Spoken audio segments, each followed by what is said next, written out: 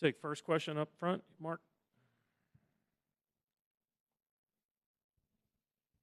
Mark Spears, ESPN's Landscape. I want to ask you about Coach Mack, guy that's been standing outside the locker room for years. I know he's always said some pleasantries to you. Just want to see what your thoughts are on him.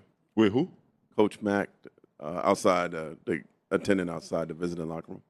Oh yeah, I mean, no, it's good. Good, it's great to have, and all the support. Like just to have that, is always amazing and means a lot. Means a lot to us. Michael?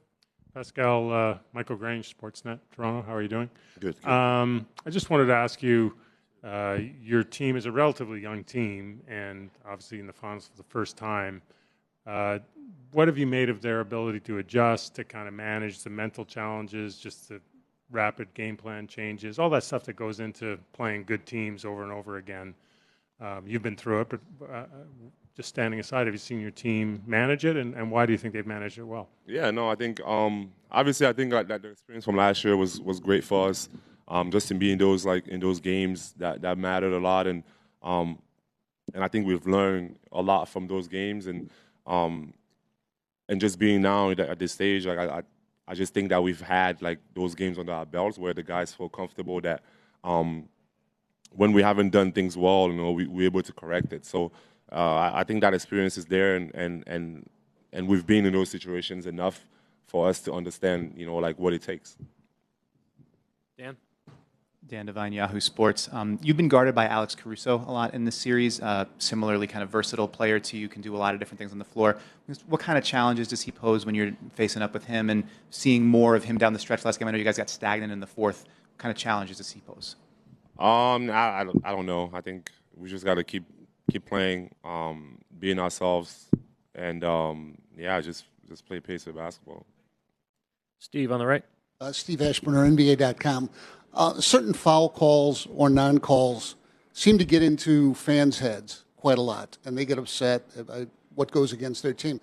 How do you guys guard against calls that you particularly disagree with getting into your heads and derailing what you're trying to do? We just got to keep playing. There's nothing you can do about it, right? So we just got to keep playing. Find a way to be ourselves no matter what. And yeah, like I'm not gonna get into the little foul things. Like, it is what it is. Just want to focus on the game. Over here on the left. Yep. ChinaPacers.com. In the last game post-conference, you said the team execution is not really well in the fourth quarter. And after the film session, what was the key takeaway for you to improve? Wait, say it one more time. Sorry. The last game that in the end of the press conference said the execution was not really well. So what in the film session, what was the key takeaway for you, the team to improve in this game? Yeah, I don't think I'm supposed to be giving away the game plan, but I think we just got to be ourselves. I don't know how to answer that question, but I'm sorry. Sam on the right. Sam Amick, The Athletic. Pascal, your teammates talk a lot about your leadership and how vocal you are on this team.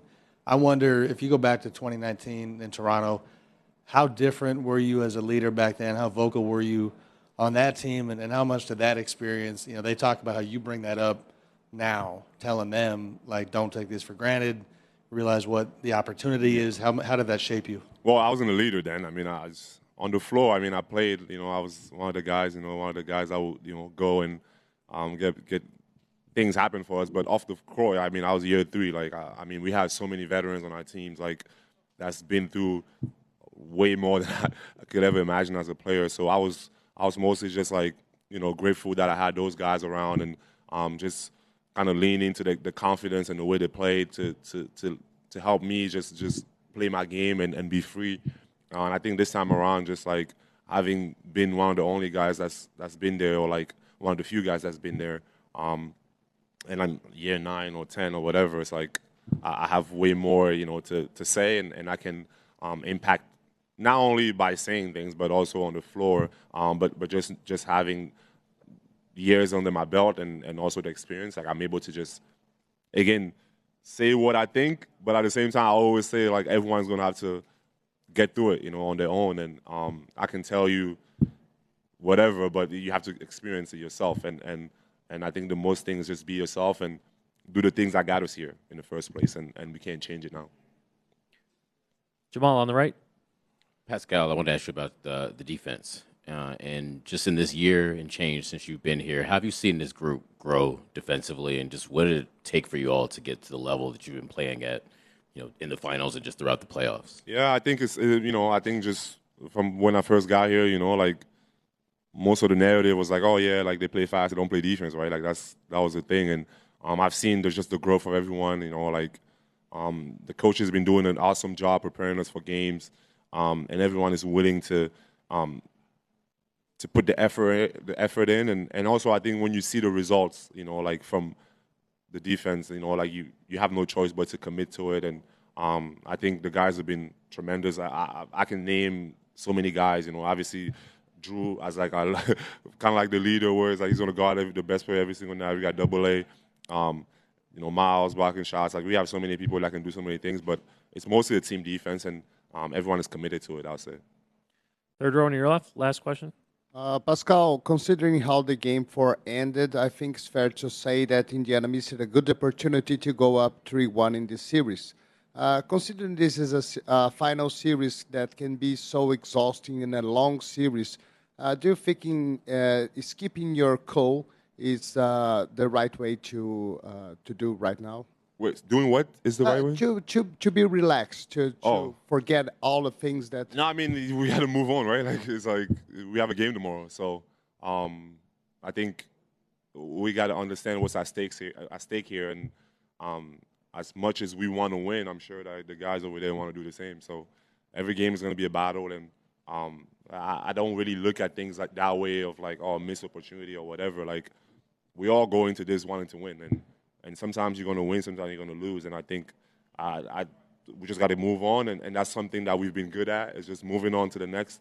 And no matter what the odds are, and no matter what it is, like we always believe in ourselves, and we go out there and we give our best, and we live with the results. So I don't look at anything in life as like a missed opportunity. I just know that there's always something that's coming up, and we just got to believe and move on to the next, and do everything that we've been doing to get to where we're at today. So we're going to keep doing that.